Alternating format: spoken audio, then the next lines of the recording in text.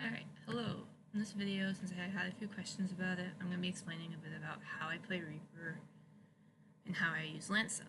First question that I had mostly was about my envoy, so I will show my envoy path. This is what I use. Other than these tiles, I don't think the others are very needed, and you don't really need combos since there is no combos for Reaper Lance. I take crit damage because crit damage and crit, which I also take, are very important after Awakening. Most of this build is going to be post-Awakening, so if you're still not at Awakening, if you have questions about like Shuriken sub pre-Awakening, which is, I would say is better pre-Awakening, then you can ask me and maybe I'll make a separate video about that. First of all, the biggest reason that I have gone Lance sub is because Awakening weapons are different than every other weapon. Only certain weapons have crit damage to boss, and Lance sub is one of those.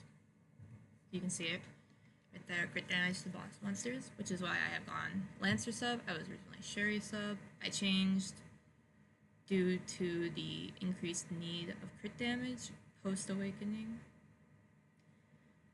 Other than that, my gear setup is pretty simple. The 95 set, which is very good post-Awakening.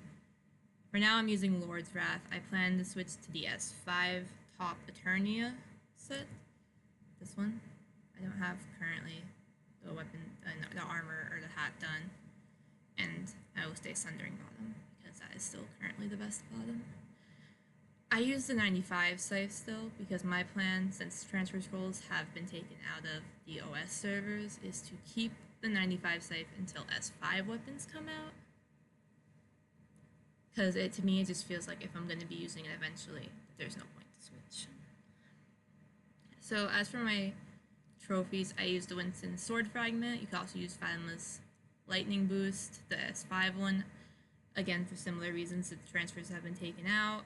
I have stuck to the Winstons. I still feel like I can do enough damage with it. And Gazigla, just for the dealt damage and the damage dealt to boss monsters, because I find that very helpful. As for my fishing gear, I use Astral still. I know that there's an improved version of this. I personally just been too lazy to go on to the next set. You can work towards that if you really want, if you have that motivation. As for my emblem, I use a move speed one, but I also have a dark damage 14 one. And now there are the gold ones. I haven't been able to acquire them yet, the 17%. So it's dark damage is very good for Reapers because we're one of those classes that there's really no debate on the element. Dark is pretty much the best. And for my pets, I have two I switch out to. One with 4% DD. I use that for when I'm doing Vault or if I need damage in a party. Have a move speed one in case I need to go faster in a party, because many times these days parties tend to be very fast and move speed based.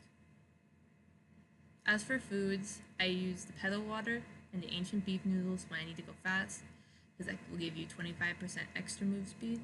And for DPS, I still prefer the royal jelly tea, even though a lot of people these days go for the golden latte. I just find that the DD chance is a lot better. And the creamy chicken pie, because that's currently the best DPS food. When that combo's hit, you'll feel it, and I have felt it in the past.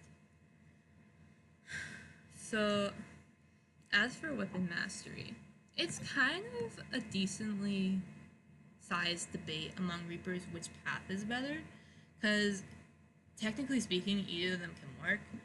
I have tried, the purple path looks better, and I have tried it, but I honestly can never see myself doing as much DPS as I do with the red path, which is why I have stayed with red path for this long. Some other tips, generally I keep tonics in my bag, scythe improvement potions, anti-LA elixirs, and anti-LA hats and mounts. All of them are 30% and 18% for the hats. For a mount, you want a dark damage mount, 30%. If you can't get a 30% right away, a 15 or a 20 is good until you can. And as for Eidolon, a 25% attack speed, 45% dark, and a 16 damage. In my personal opinion, one of the Alucard is the best because that's stat shred. When you add that to the stat shred in your envoy, that's a 20% stat shred. 25% if you use Purple Path with the Soul Grudge ability. And stat shred's pretty good. There's been a common misconception about it healing the boss, but it only appears to be healing the boss because when the stat shred hits, their HP goes down. So it looks like it's healing when it is actually not. As I also switch an Eidolon, I switch for a move speed, I use Cleo.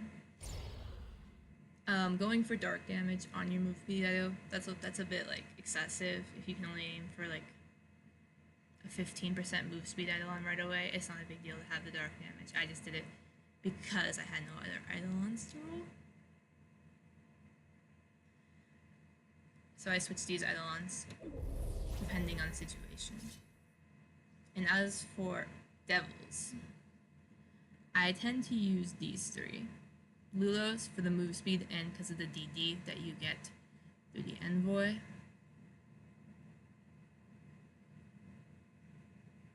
It's a 10% one. I use Shia because of the extra damage to your attacks and the buff that you get that stacks for using him. And Nyquist for the crit damage because it's very good post-awakening. Sometimes in Volt I will switch for Aelia because of her defense shred, which I tend to find is more helpful in Volt. But for the most part, I usually keep Shia on. As for my skill rotation, when you're running through the dungeon or if you have pauses, charge your red runes. And then once I get to the target, I will use Demolition Lance to get that ice runes, throw down my Hymn of Doom for the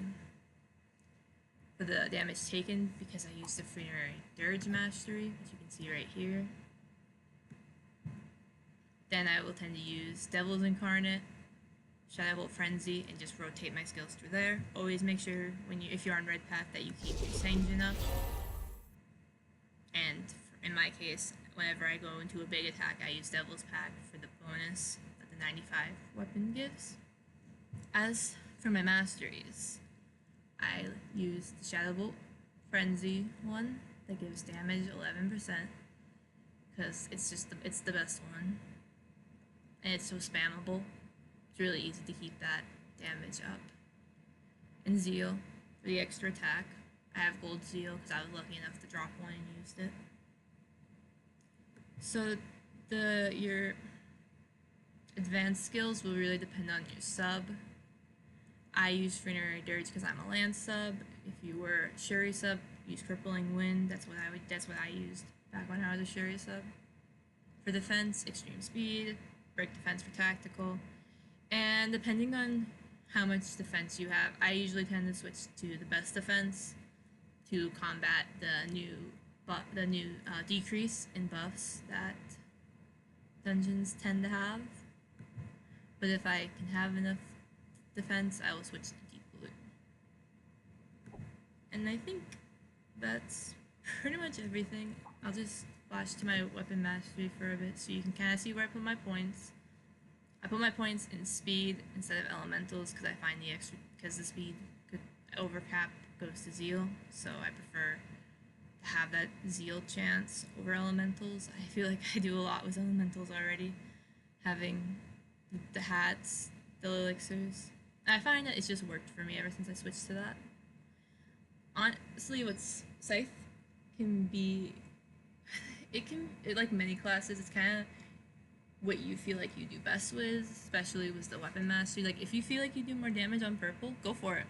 If you feel like you do more damage on red, then go for it. It's really up to you in that case.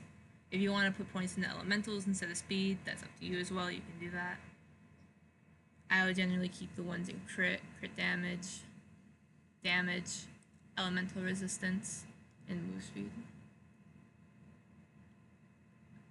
So again, yeah, that's pretty much all. And I can make more videos if there's any questions you have. Feel free to leave questions in the comments. I will gladly answer that. If you guys really want to see a video of how I would play with Shuri sub, I can do that as well. So yeah, thank you for the questions, and I'll see you guys later.